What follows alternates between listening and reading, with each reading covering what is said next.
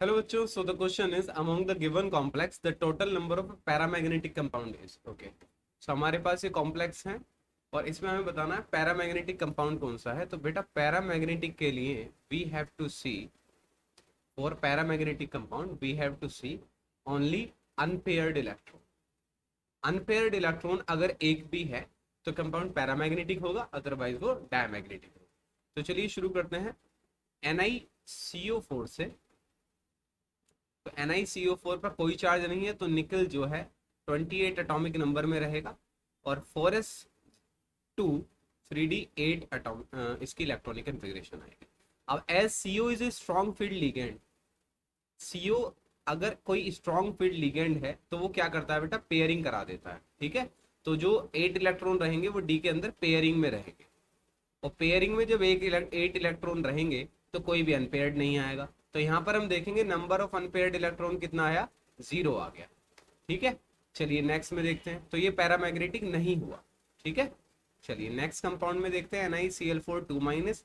इसकी oxidation state निकालेंगे तो x + 4 - 1 = -2। तो x बराबर आपका +2 आ जाएगा। तो यहाँ पर जो है निकल वो 2+ में, 2+ में होगा तो कैसा होगा, 2 इलेक्ट्रॉन यहाँ से चले जाएंगे और 3d8 रहेगा।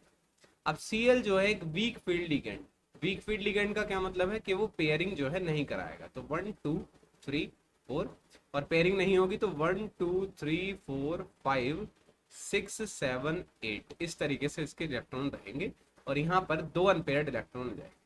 सो इसके अंदर नंबर ऑफ अनपेयर्ड इलेक्ट्रॉन कितने आ गए बेटा, 2 आ गए। तो ये पैरामैग्नेटिक हो गया। ऐसे ही हमें बताना है कितने नंबर ऑफ एलिमेंट है जो पैरामैग्नेटिक है। तो नेक्स्ट में चेक करते हैं बेटा CO NH3 Cl2 Cl। अब देखिए इसमें ऑक्सीजन स्टेट निकाल लेते हैं कोबाल्ट की। तो x +4 0, अमोनिया की 0 होगी और +2 -1 और प्लस क्लोराइड की -। तो x कितना आ गया, +3 में आ गया। अब x अगर +3 में आ गया तो कोबाल्ट जो है वो +3 ऑक्सीडेशन स्टेट में। कोबाल्ट का एटॉमिक नंबर होता है 27, इलेक्ट्रॉनिक कन्फिग्रेशन होनी चाहिए 4s2 3d7। लेकिन आप क्या करिए, 3 इलेक्ट्रॉन निकाल दीजिए तो 2 तो 4s में से चले जाएंगे, 4s2 3d7 था और एक यहाँ से चला जाएगा। तो 3d में कितने इलेक्ट्रॉन आ गए, 6 आ गए। अब 6 इलेक्ट्रॉन। अब अमोनिया जो है आपका एक strong field ligand, ammonia strong field ligand है तो क्या कराएगा, वो पेयरिंग करा।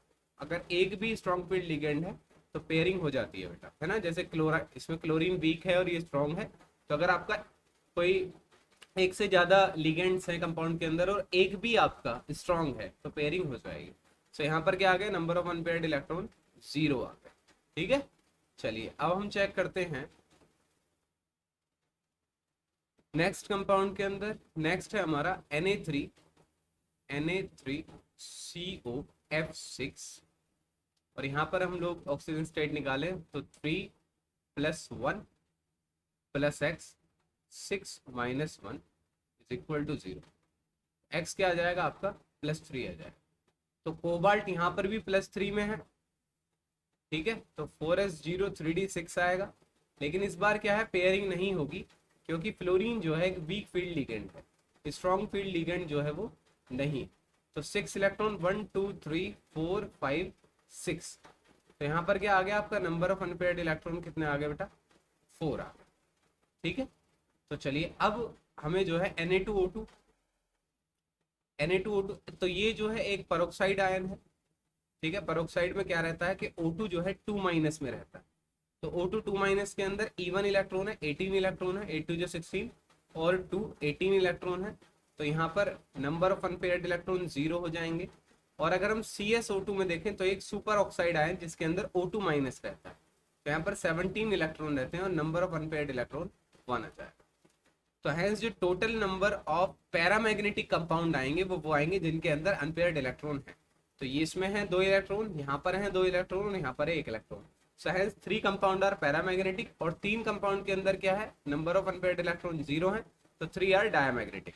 सो hence the correct option should be, हमें पैरामैग्नेटिक बताना है तो option B should be the right answer. And I hope the concept is very much clear to you. Thank you and best of luck.